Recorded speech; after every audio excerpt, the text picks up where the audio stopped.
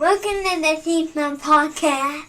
What's up, guys? Welcome back to the Snobs podcast. We have a very special episode for you today. Today, I'm joined by Trevor Stottlemeyer from Ambassador Radio and Media and Will McGuire. They've brought to me a movie to check out, and we're going to talk about it in depth, and it is the 36th Chamber of Shaolin. I saw it when I was a kid, but I never really saw it when I was an adult, and I finally got to go see it again because of this, and I had a great time with it. Definitely need to check this out. Let me tell you a little bit about it. The 36th Chamber of Shaolin, directed by Lau Kar-Leung, tells the story of a young man living under the oppressive Qing dynasty. After his family and friends are slaughtered by the Manchu government, he flees to the Shaolin Temple seeking refuge and strength to exact revenge. Initially rejected by the monks, he gains acceptance and embarks on a rigorous journey of martial arts training, and is just a truly fantastic movie. It stars Gordon Liu as Santee, who is the main protagonist of the film, who's training throughout all the ways of Shaolin. And I have to tell you, if you have not seen it, definitely go check this out. It was made by a martial artist with true love for the craft, who really wanted to see it shine through in films. So let's get started. We're going to sit down with Will. We're going to sit down with Trevor and talk about it. I can't wait. Make sure you hang on for the end because we're going to do a couple of reviews. Remember to follow us over on Patreon. Hit like, hit subscribe, and hit that bell. Now let's get started. Hey guys, thank you so much for showing up for this episode of the podcast. I have with me today two great minds. We're going to talk about this fantastic movie, starting with Trevor Stottlemeyer from Ambassador Media and Radio. Trevor, thank you for coming back on the show again. And Will McGuire is joining us to talk about this fantastic movie, the 36th Chamber of Shaolin. That's right. We're going to get into it. But before we get started, Trevor, tell us a little bit about yourself and where we can find you. Well, number one, I want to thank you again for having me on. It's been quite an honor to be, taken into some of these shows and everything. I'm the producer and host of Ambassador Radio, which is kind of on hiatus at the moment due to the fact that there's some reimagining that hopefully will happen. I've been a film lover since I was a child. That's about it. You can find it at ambassadorradio.org. You can follow the socials and fun things like that. So I love it. And Will, welcome to the show for the first time. Thank you so much for joining in. Could you tell us a little bit about yourself and maybe how you feel about this movie?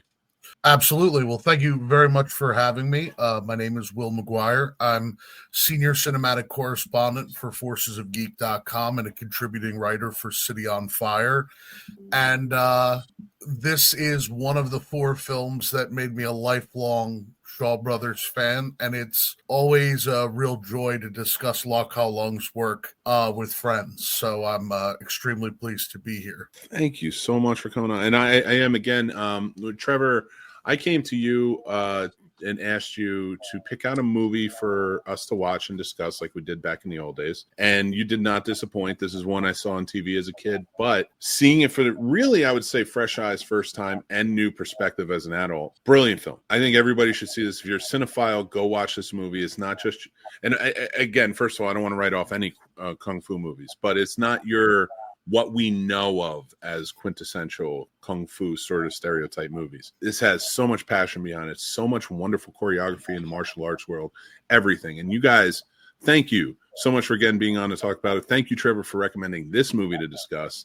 I'm super excited. But let's start with you guys. Let's start with you, Trevor. What is this movie to you, first and foremost?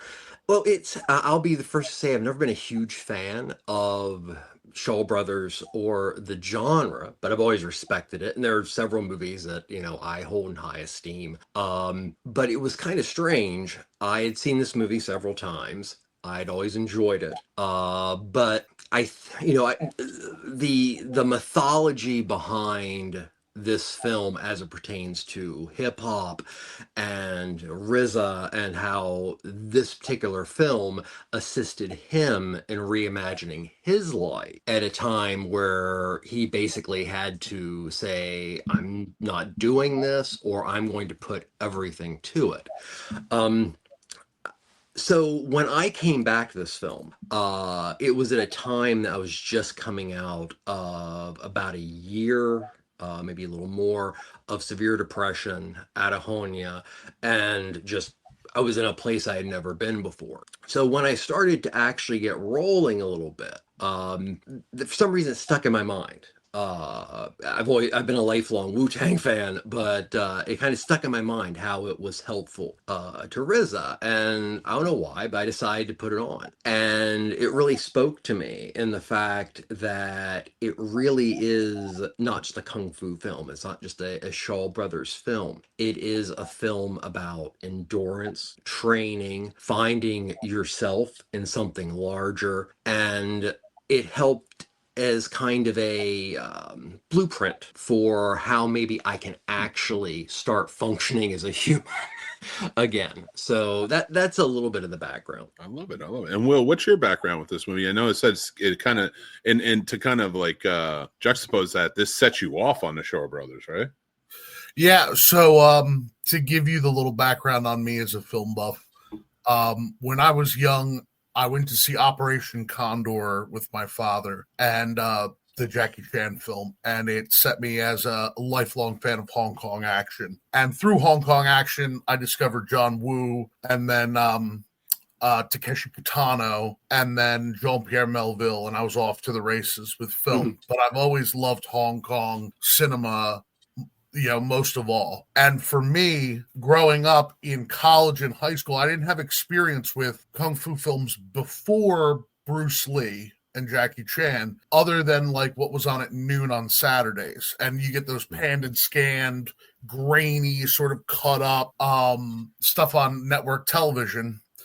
And then Dragon Dynasty, which was a DVD label, put out Shaw Brothers remastered films. And one of the first 4 was the 36th Chamber of Shaolin. And as Trevor alluded to, because of the RZA and Wu-Tang Clan, it was the first one that I watched. And I was blown away by the character of the filmmaking, as you said, by the performances, but also by the philosophy that was behind it, because that's the subject I was studying in school at the time. And this is a key film for me that caused me to think more deeply about the history of Hong Kong filmmaking and about Hong Kong filmmaking before, even though this film is after Bruce Lee's death chronologically, thinking about the Shaw Brothers as an entity and back into the history of Hong Kong cinema as a whole.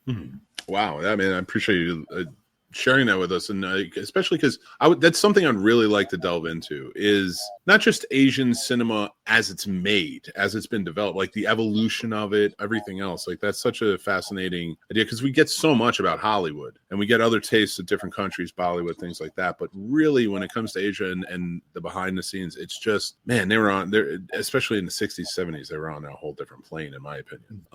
And still to this day make some fantastic films. Now when it comes to martial arts, I want to get more into the choreography of this side of it. It's not the first martial arts film. It's not the first time we've seen really progressively used martial arts in movies. But this is taken it back to a more ancient time. And one thing I really did respect about learning about this was that the director, now I'm going to butcher his name, so bear with me, but it's, I believe it's Lau Kar Loon. Is that it? And he was a martial artist. He grew up in a martial arts family, from what I read. And so this was so important to him to bring Shaolin to life, to really show martial arts as it is in film.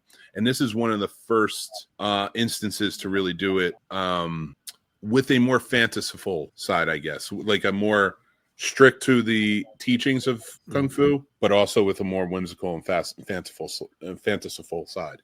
What do you guys think about the choreography in this? And are there any insights that you guys can share about it? Trevor, would you like to go first?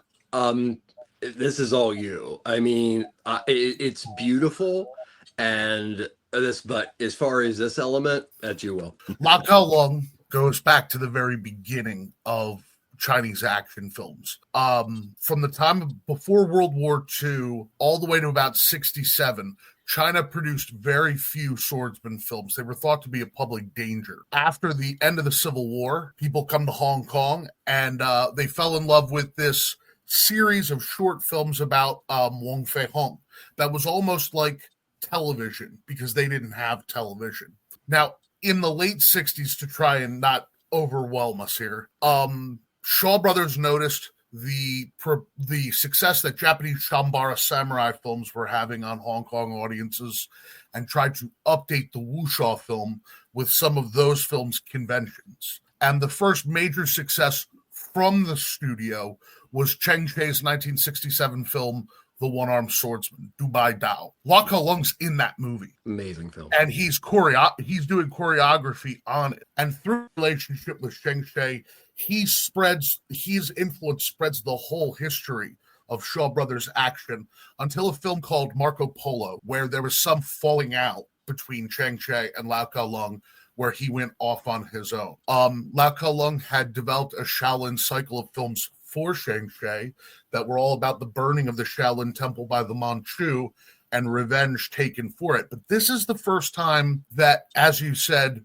we get the training of Shaolin from the perspective of a teacher, a martial artist in his own right. Because Cheng Che and the great directors who preceded Lau Kar Leung and the Shaw Brothers roster, like Sun Chung, they were film critics. They were film writers who came in much the way that Godard or Truffaut did, came into the business. Lau Kar Leung came in through Peking opera and through choreography. And this is his fourth film. All of them were made in the span of a year and a half. And the polish, the unity of message like you're talking about, and the skill of the choreography, I personally think in the scenes where Gordon Liu is challenging the head of the monastery to be able to leave, and he comes back again and again with different weapons until he sort of figured him out. That's where you start to see what Lau Kar Leung brings that no other kung fu director brought at that time. The idea of the fight itself can tell the story. Without words. So I hope that brings a little context to how what was revolutionary in this film and where it came from. Oh, for sure. Absolutely. For me, it was. I mean, I definitely all of that shined through. And that's what I appreciate about the filmmaking, especially, again, Asian cinema. It does show more than it tells. And I love that. Always. That is a pinnacle in filmmaking, in my opinion. Like, stop thinking of dialogue. Quentin Tarantino. No, I kid, of course. But like, who, of course, made a movie that was Gordon Liu's in it. Kill Bill Volume 2. He had so much respect for this movie as well. So I loved the fight sequence in this. I loved everything we get at Shaolin. From the time Santee starts, or he's taken in, until he leaves, everything is training. He never is not that he's being tested. It's almost that like they're giving him a chance to test himself and keep it going. And his drive is fantastic. I love the character. I thought it was brilliantly done. I did not know that the 36th chamber was that he wanted to go out and teach. But I do love like that. That's where it's a chamber in which you make a decision about yourself as it pertains to your teachings. So that's why there is no like solid 36th chamber. That is for the person who is trained to that level to hopefully meld into what their teachings help them understand. Yes, which you definitely get by that end sequence where he's training everyone. And he realizes this isn't just about going out and taking vengeance. This is a discipline that needs to be taught. And his character through this, and the discipline that is not just being shown to him, but that he is picking up, the montage, which I would argue, even though Rocky came out a couple of years before, that montage was great. And it continued on in many other films, including the rest of Rocky. This is a montage that really lies deep. And I think this is probably one of the better ones that ever came out. And I think that more movies need to take not just the idea of the montage from this, but the idea of how the montage drives the story. That's where I think we suffer here in America with montages. They always kind of extend the story. They push our hero a little bit forward, but this changes completely our hero. We see in his eyes change through. And I would love to hear what you guys think about the montage scene overall before we get into the full movie. Trevor, let's start with you. What, on a personal level, what does this training sequence mean to you? Well, I think it needs to be pointed out that one of the beauties about this film is, on a technical level, it is a perfect 3-act drama. And I mean, of course, usually when you say training film, you think of Rocky. And we're not saying Rocky is not a monumental film and a film that exists to every generation. But I guess the question goes back to you, because you just revisited the film, is, and this has been pointed out many places before, is the aspect of revisiting something you really, really liked or you felt in high esteem, but when you revisit it in older eyes, you're kind of like, oh crap, Yeah. what's the deal? This is a film that is truly universal and does not need a timestamp because it is so focused on the self, but also focused on political and social ideas that were poignant for that time, but are also poignant for any time. Yeah. And that's why this film is so beautiful. And the use of, I mean, it's a hefty training montage, if you want to refer to that as versus an act, but it's heavy. Yeah, well, it can be an And act, but it is a that's montage. the big thing. That's why I think it separates itself from a lot of films. It truly values the aspect of hard work and training, and you will fail, but time is very important, and time just helps you understand what happened before. So the fact that this is more of a lackadaisical training element to the film is so important.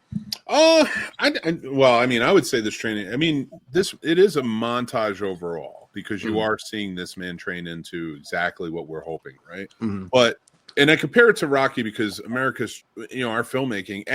That I'll always hold Rocky up to a pinnacle. I mean, I think a lot of people forget that's how independent that movie was. Mhm. So, and it's just 3-act structure in America is way different than in other countries. But this, I will say, like, even if you take it out, the first and second act are very short, very short. Like, this is the meat and potatoes of the movie. And the beauty of it is very little is said throughout. That's why I think it holds to that montage so well. Like and like we were talking about earlier, that the story is in the fight and things like that. Once we get past that, once he gets to that fight, that's a whole different montage. Now this is him taking everything we've seen and putting it to perfect use. Well, yeah, and it's the process is never ending. Yeah, and that's something that's continued in the following films. But even in this film, it's implied because does anybody remember what the 35th chamber is? Wait. Wasn't it protecting? It's called enlightenment. Enlightenment.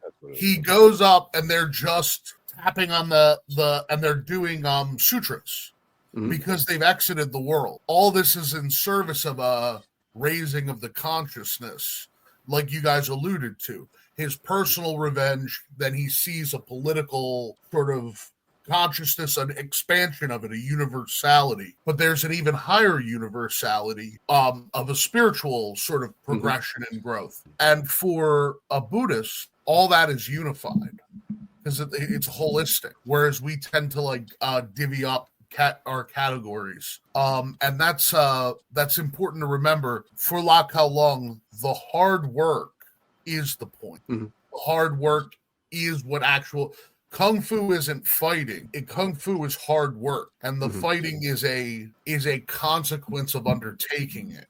And the duty of society is for us to pass on our knowledge to the next generation to prepare them, which is why student and teacher relationships abound in all of his films, and especially in this one as well.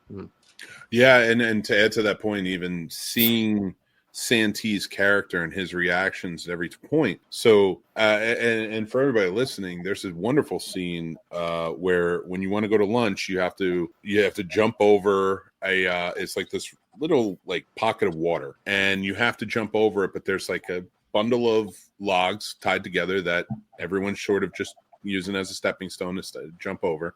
And Santee's looking at it, and he's not used to. He falls off his first time, and he can't eat until he's clean. So like it plays this whole thing. What I loved about it is he went and he practices, but the thing that really drive this point home of like teacher and student is the first time he sees the sticks undone. The teachers now watched all these students laugh at him when he fell in. He has now mastered it and he did it. And so they take it apart and now they have to teach him on, but it's never to demean or diminish anybody. It's to strengthen. You guys laughed at him. Now try and figure it out. It's harder. And this way you're going to find balance. This way you're going to find, but to go back to my original point of this, to add to yours, Santi's face when he sees that is what we see every single time a challenge arises. He thinks about it, and that felt like such a main principle in this of like what they're trying to get through to everybody. It was like, think about everything that's coming through. Think about it quickly, but think about it, and you'll find your way out. That's how you find your peace. And I really like. There's so many messages that are just conveyed in this brilliantly and subtly with just so many little things, and I love that about this. I appreciate you picking it, Trevor. Now I'd like to get into more of the personal side of this movie and what it means to you. Will, I can see how excited you are to talk about it, and I know it's really something you love and I'm very passionate about too, Trevor. So let's start with you, Will. What does this movie mean to you? Well, I think when we talk about it being universal, and when we talk about it being a story that resonates without words, what we're alluding to is that it speaks to real human life. And I think that's why it has such a connection throughout our pop culture, and it can speak to different people at different times, because we all have to overcome challenge, and we all strive to get better, and we all recognize in ourselves our faults and want to put in the work. And when we see that process of someone improving over time, putting it just like Rock, putting in the time, putting in the effort, it's inspiring because it reminds us that we too can grow and change. It's we're not even talking about a modern or a postmodern idea. These are pre-modern ideas.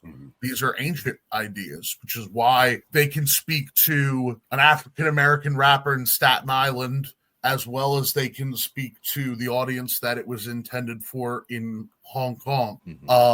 And to get a little less, maybe even, philosophical about it, it's just a beautifully crafted film. Even some great Hong Kong films, because they're not subject to Western 3-act structure, can sometimes feel a little alien to us, but this is a perfect beat. We feel right at home in it. The opening sequence before he even gets to Shaolin, where the carriage is attacked by the general with the giant axe, and we're introduced to our main villain, played by Lo Lei, is fantastic. And it's the process of overcoming. And I think in our culture now, you get hit, you get knocked down. There's not a lot of unambiguous, heroic, inspiring stories. We're very cynical about them. And this is wisdom and faith about our capacity to get better with a little twinkle in the eye. So it's not, as you alluded to before, the scenes where he's messing up in training and then he gets it, those can be amusing. I just think that it's a profoundly wise and uplifting film, and that's what I love about it. Even as I love so many Shaw Brothers movies, that's what makes this particular one special. I love that, and I completely agree with you. I actually want to jump on this and show this to my kids. Because I really think it also teaches you how to be teachable and coachable. It's not about, and I try to convey that to so many people, like especially younger, when I'm talking to them, and that idea of, yeah, you failed and that sucks, but that's not it. Like, keep going, keep practicing, keep getting better for yourself. That's what's important, to keep getting smarter for yourself. Like all of this enlightenment, and you bringing it up with the 35th chamber, and the fact that that's their final, you're finally going to be enlightened. You're going to finally get why we do all this, and it's not why you think it is. But I kind of also like that he doesn't get to that 35th chamber until after the movie's over. Yeah, it's very much brought to his attention, and as Will stated out, it's done, or I never stated, but a very respectable way. That when he, gets to the point that he can even, try to operate within the Shaolin Temple, he's cocky, and they allow him to do what he says he can do. It's just very matter of fact. And that's very important, I think, in really understanding the training, that, you cannot make further steps until you're willing to take the I out of it. And you will not learn to put your failures to sleep or learn upon your actions, and they are not truly failures, until you allow yourself to let go. And That's why a training situation works so well. That's why a fight film, or, as I say, Rocky is the same element here. So I like the fight film works, is it shows you a process. And I mentioned about time. I just want to mention it again, that this is a great 3-act structure, about 30, 30, and a little bit over 40. Yeah. It is very important that this is one of the few films that really is the meat of the film is the training. A lot of training is shown in kung fu films, Shaw Brother films, etc., etc., etc. But most filmmakers and most producers would cut it up into a very tight montage. This makes the viewer go on his trip, Sante's trip, and makes the viewer slow down, because you're packed with so much information in that first 30 minutes that it's almost hard to take a break. So I think that's one of the great things about how this film was written and how this film was executed, is I think it is, of the kung fu films that I've experienced in my life, the most truly personal. Yeah, and even taken away from that, like what you're saying, like for me, it was a little bit more. My takeaway on it was, especially and brilliantly mapped out in the story. By the time you get to the end and he's fighting with the sticks and he's fighting this emperor, this warlord, he so understands he has this beat. He knows he has a beat, but his steps, every step he takes, you can see on his face, he's thinking, he's like, I'm cheating all of these people out of the honor of everything I learned. I'm only able to do this because I went through all 35 chambers. And that's, to me, that was his enlightenment. And like, just to see his character from the beginning to the end, but he, from the beginning, I mean, he just wants to go to the Shaolin and be like, come protect us. He didn't really have an interest in going and being a Shaolin until he gets there and he's hurt and he sees what's going on. I just, for me, like, that is brilliant writing within a standpoint. This is an absolutely Conradian story that emphasizes what I think we lose, especially, like, let's take Star Wars, for example, which is steeped in more Japanese lore, but it's very similar in its tone and its methodology, though. You got no training with Luke. Luke was in it to win. Luke never really asked questions. And I'm not putting, I love Star Wars. I'm not putting it down. It's great for what it is. What about The Empire Strikes Back? Empire Strikes Back is a good one to call back. But at the time, though, you could call back to that. But what's now the influence? Is this movie influencing that now? But 1977 versus 78, you get these two very different movies where it's like this young boy, he has to go out. So they told Luke's story in 3 movies. Right. And I know they told this one in 3 movies, but you don't need 2 other movies for this to be a good story. Right. And the same with Star Wars. But tell me that you don't see enough training in Star Wars. Right. I think Lucas is, so yeah, I think that it was Kasdan's influence in Empire that kind of gave the Yoda serious. Kasdan's a major film geek. Yeah. Well, I would more put it on Irving Kershner. If anything, he had a lot. He was steeped in that to make the story different. Kasdan and Kershner both have a big influence of that film. But I think what's interesting is too, when you talk about this movie, the second one is actually a reversal of this film. So in an interesting way, and it speaks to something that you said, Mick, about being coachable. Return to the 36 Chambers, Gordon Liu plays a man who is put through the chambers, but he finds shortcuts through all of them. And Sante has to teach him, he's too clever. So, for example, the walking up the hill with the water, he finds ways to lean, he finds like cheats to get through it. He's too smart. And he has to learn Kung Fu without realizing that he's being taught Kung Fu, by doing the roof of the temple and watching all the guys do Kung Fu. And then he realizes that he's been training with his movements the whole time. And the reason I bring that up is because it underlines the message in this film. The hard work is the point. It can't be passed through. It can't be skipped through, because the Kung Fu is the hard work. Yeah. which I got from this one as well, and I'm actually excited to check out the sequel to see that aspect, because from what you're telling me, and Trevor, I'd love to hear your take as an educator. Like, there are some students you can't get through to. Mm-hmm. Not saying that you, but like in your normal teaching habits, right? Sometimes you got to go outside of it. And I would love to see this movie to see how they handle that. That sounds so intriguing to me to take it into that direction. Also, one thing I wanted to build off what you were saying, because you pointed out in the beginning, in the beginning when the guy, I think they're at a meeting of like spies against the Manchu, and somebody's like, oh yeah, I learned at Shaolin, good Kung Fu. He recognizes from the beginning that Shaolin Kung Fu could be useful to fight the Manchu. But what he learns is that the Kung Fu, the fighting is only useful in that it develops the self. Yep. And that's why it's got to be the 36th chamber, to go through to teach this spiritual development and physical development that happen together to everybody, to raise up everybody else.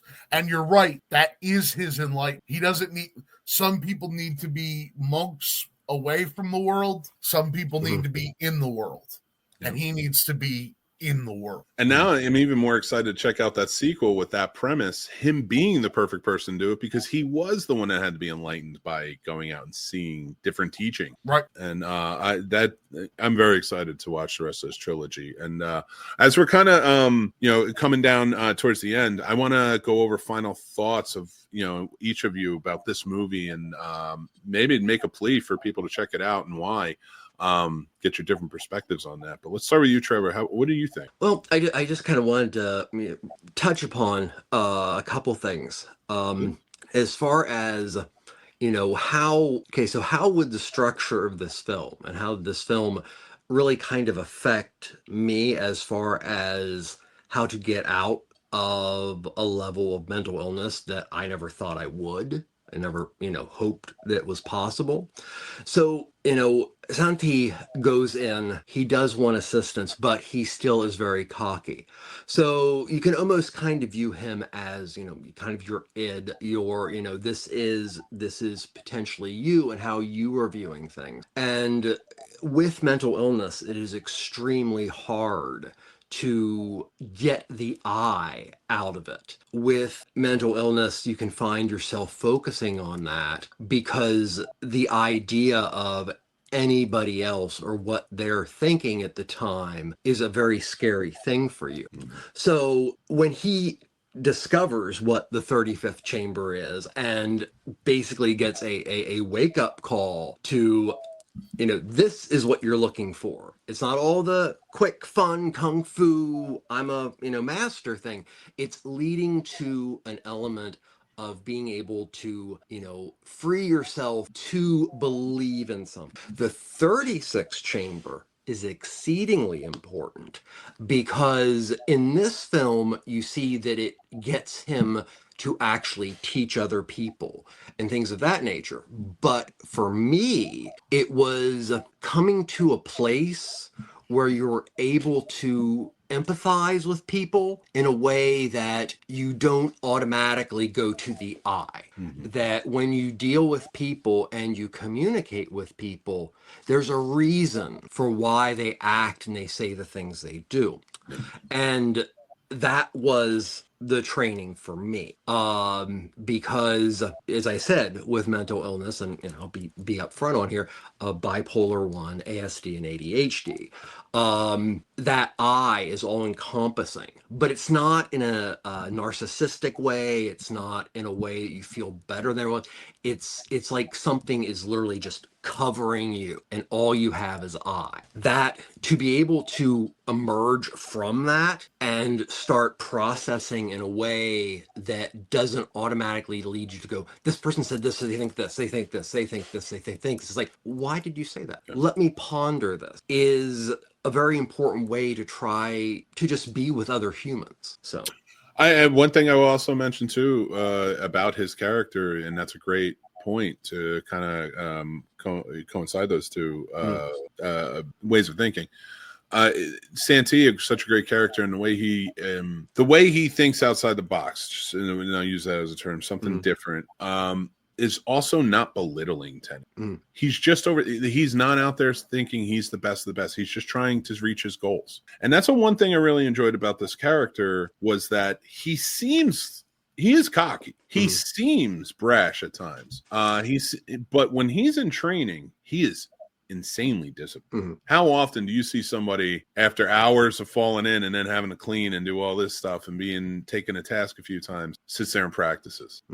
Those are the ones that are going to get through, right? Those are the ones that are really going to, not that nobody's going to get through. I shouldn't say that, but those are the ones that are going to get through quick. And you can be the one that gets through quickly, and you turn around and you say, but he wasn't. By the time you get to it, he's helping people. And they're like, you're not supposed to be helping people. Now you're in trouble. Move on.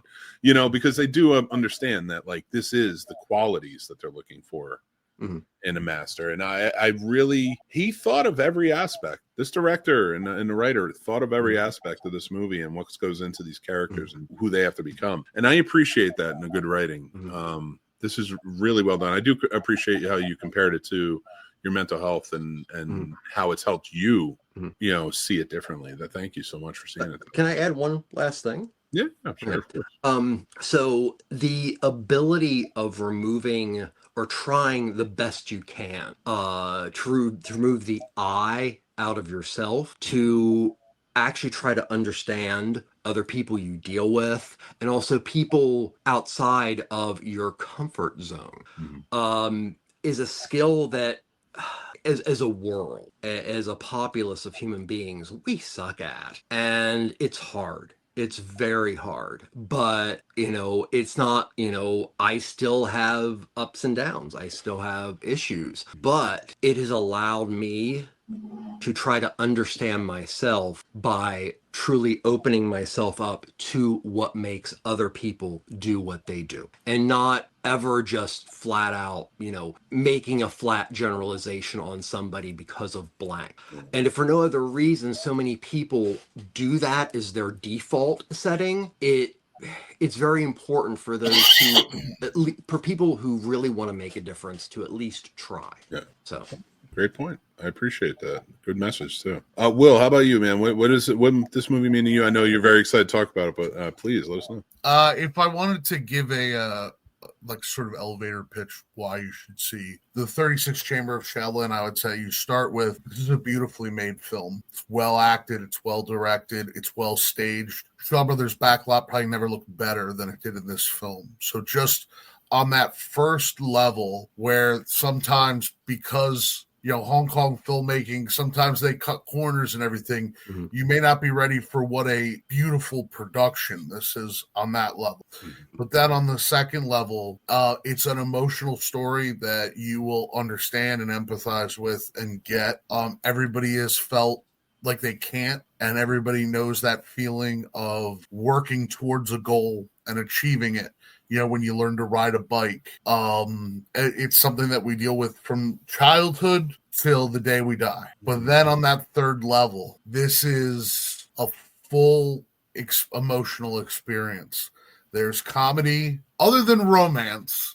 There's every kind of emotion that you would want in a film. It transports you to a different time, a different place, and it helps hold up a mirror to, how we all feel. And I also think that this is, if you're interested in the martial arts, this is absolutely the martial arts film, if you haven't already seen it, that you should start with, because this is the purest evocation of why people do martial arts in the first place. And for that reason, among others, it's a wonderful gift to world cinema to be able to watch this. Agreed. And for me, rewatching it again as an adult with adult eyes and learning all these new things, which is, I suggest anybody who's seen something as a kid, go watch it with an adult perspective. It always helps.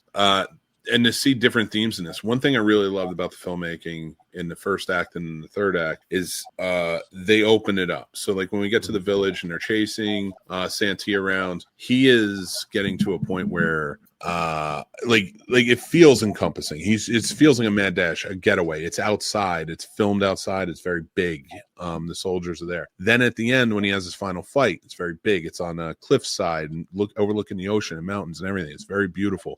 But everything else in this movie is very contained. all on sets. Even though the cemetery scene is on sets and in the village and everything, you never really get a broad scope of things. And I think that really helps with the direction of taking in the training more than when you get out into it and Santi's either running away or he's fighting in the beginning or the end of the movie. It is widely open. His world is now open. You said it's very universal, and I think that conveys really well. It was universal to begin with, then it became contained for his training, and now it's universally open again. Brilliantly done, well written, fantastic movie overall.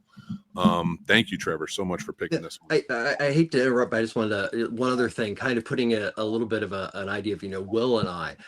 So Will and I ended up bonding over Asian cinema, and it was specifically John Woo.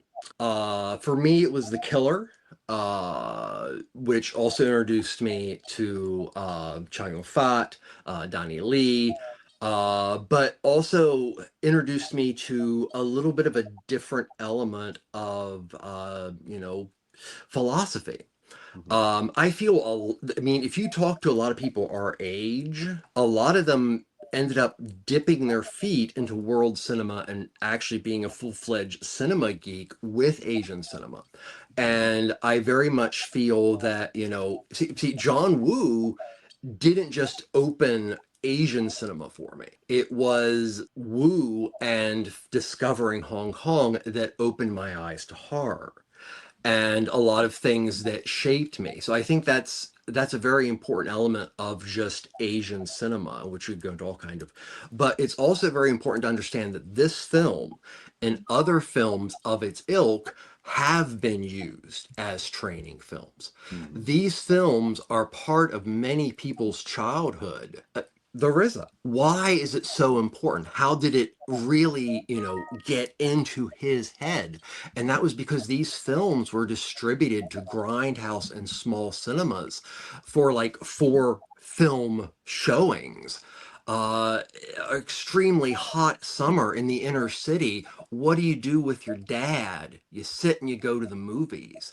And these films were the ones that were doing so well. And, Buddhism, Shintoism, all these Eastern ideas of thought entered into a whole generation. And yet that brings back the idea of to actually be able to make a difference, to be able to take a stand. You must be able to take the stand for others before it becomes all-encompassing of you. So, yeah. Well, is there anything you want to add about the movie before we get on? Only that it's a real pleasure to talk about it, and I hope that if you see it with an open mind, it causes you to look deeper into the Shaw Brothers catalog, because there's an amazing repository of great films there that are just underseen by cinemaphiles worldwide, and then I think are just now getting their due because they've been restored and remastered into such beautiful quality. And take the time to read my articles about them at forcesofgeek.com, cheap plug, and cityonfire.com, and just enjoy this journey through cinema that we go through.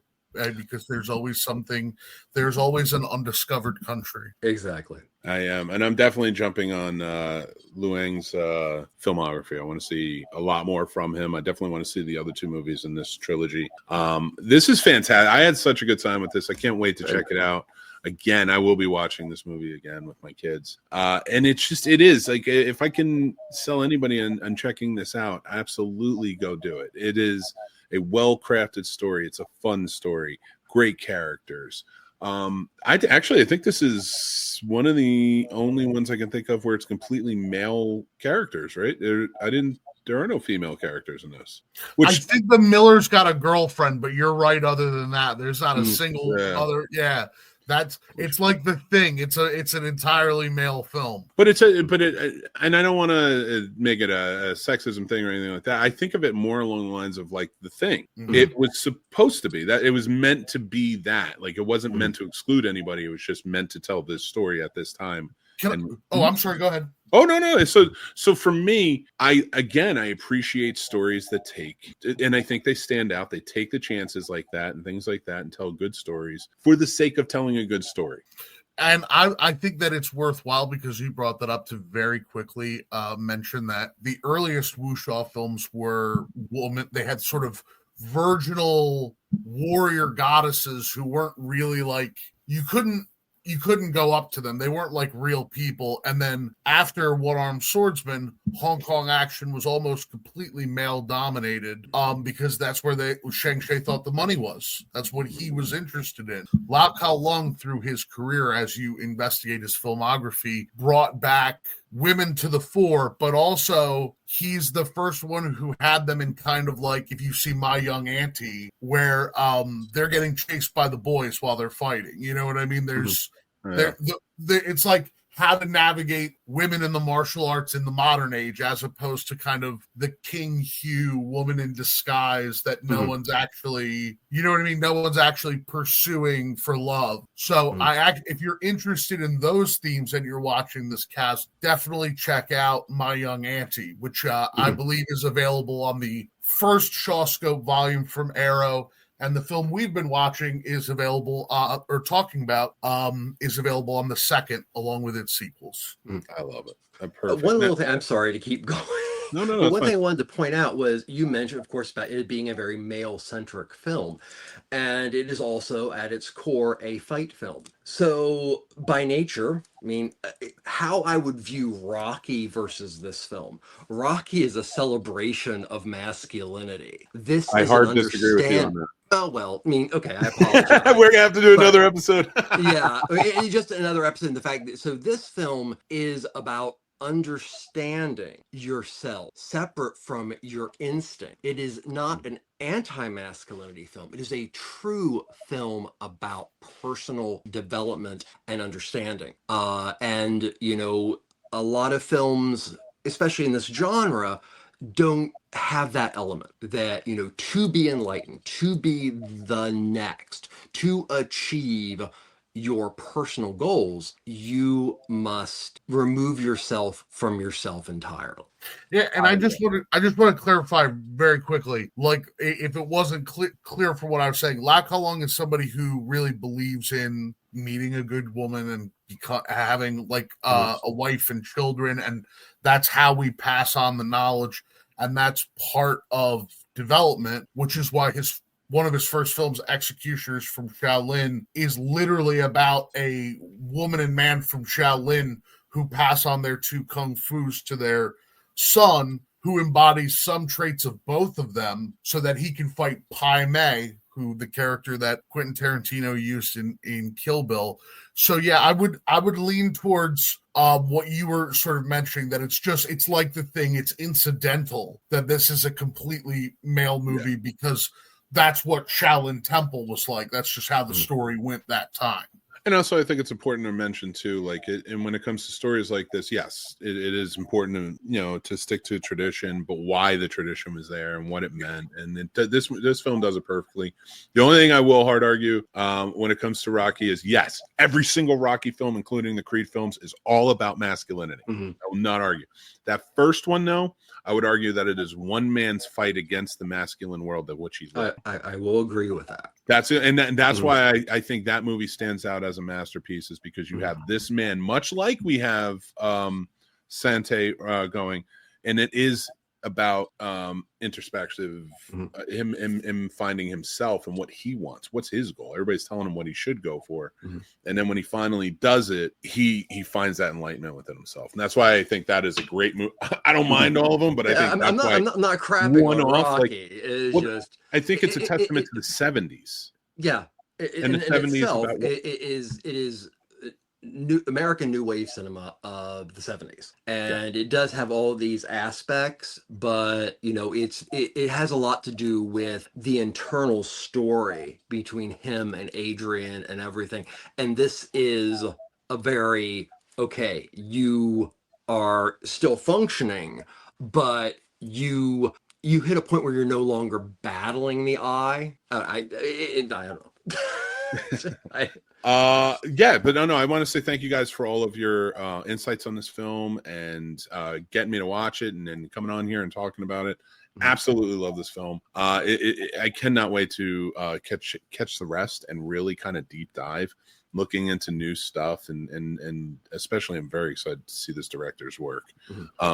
So I want to say thank you guys again. We're gonna have all your links down below, so make sure to go check them out and follow for more. These are two very smart men who know their movies, so go and check them out and hang out with them and be a part of it. And I want to thank you guys again for jumping on. Will, Trevor, really appreciate you. Go down in the links below. Go check them out. What's going on, guys? We're talking about the movie Goodrich. I'm reviewing it for this episode, and of course stars Michael Keaton, Mila Kunis. Michael Keaton plays an older gentleman who's married to a younger woman, has two young twins, and a boy and a girl that he has never really been around for. Mila Kunis plays his daughter from another marriage who he also neglected as growing up. He was always sort of a nice guy, but very into his work. He's an art dealer. But when his wife has to go to rehab because she finds herself having some problems, he is thrust in and he has to take over just everyday, day-to-day life of not only just being a business owner, but being a single father, taking care of two kids that he really doesn't know much about. And he's trying to connect with his older daughter, maybe have her help him while she's pregnant herself. And through this, he learns to discover himself and who he wants to be as a father and as a man. That's right. Michael Keaton did a great job in this movie. His performance definitely stands out, but the movie overall was just sort of a miss for me. The story just wasn't there. I didn't think Mila Kunis's character had a lot of depth to her until the very end. That's when you start to really get in there. But it was too late by that point, and he really did pick up the pieces and try and pick up and become a better person. So there was not so much in the way of drama of like he really needs to change. He needed to become more aware of what was going on around him and his family and everything like that, less engaged in work, and start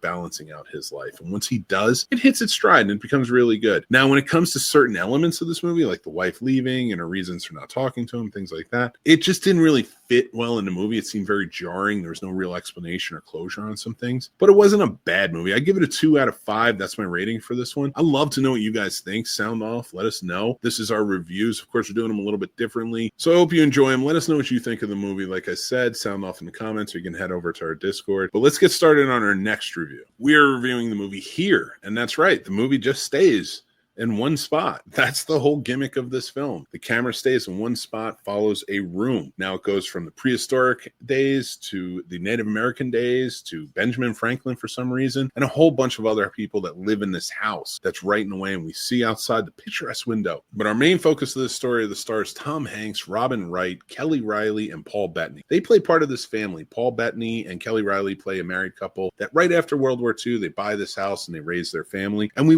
get to watch that all the way through, how he raises this one son, and his son stays in the house and his family, and kind of like the trials and tribulations that go through everyday living in this home. It's an interesting tale. Robert Zemeckis, one of my favorite directors, whom I love, but in my opinion hasn't made a really good movie since Flight. It's just been sort of a miss for me. Like, this is a very cool gimmick. It's different. It's within his wheelhouse of sentiment, but also giving us some really clever shots and things like that, and some visual effects that really stand out. But for me, it just didn't hit. It was kind of a cheesy story to begin with. It doesn't really give you too much. It cuts way too much, all over the place. I mean, the Benjamin Franklin thing kind of throws me off. Then you get to the Lazy Boy and then some pilot, and like there's just too many stories, and I get where the themes meet. It's just too many personalities trying to keep track of while you're watching this movie. And then when you get into it, you start getting sentimental, you start caring about these characters, and they cut to a completely different character. I didn't love this movie. I give it for its experimental nature and some very cool shots and some really clever stuff and some fun acting at times. I give it a 2 out of 5.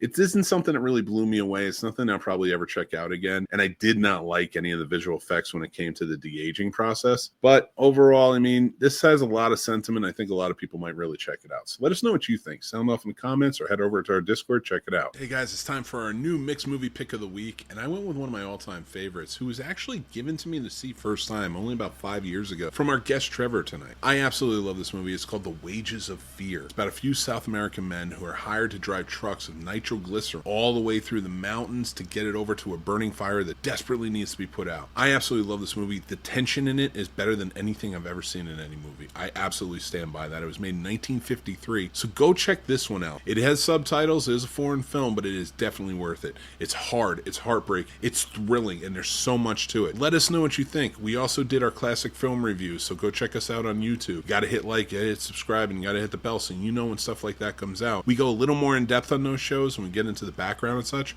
so I can't wait for you to check that out. Remember, Wages of Fear, everybody, from 1953. Let us know what you think. Hey guys, thanks for watching our show. Really, truly appreciate you being here. Guys, if you are enjoying this or like the Scene Snobs, make sure that you're joining up. Join up over on our Patreon. We're doing a giveaway right now for Thanksgiving. We'll be doing more in the future for sure, but we got a lot of fun stuff going on over there, and that's our main hub. Also get you into our Discord, so you got to just join up on our Patreon. Down below, free or paid tiers get you in, but we really appreciate you guys. Thank you so much for watching. Thank you so much for listening. We love movies. We know you do too, so join the Snob Nation. Hit like, hit subscribe, and hit that bell. We're on some social media, so go check us out there. Definitely be a part of it. We love having you, and we're getting ready for some more fun times for Christmas coming up, so please let us know what you think. Sound off. We can't wait, and be a part of it. Until next time, remember to be kind, stay classy, and take care of yourselves. Take care.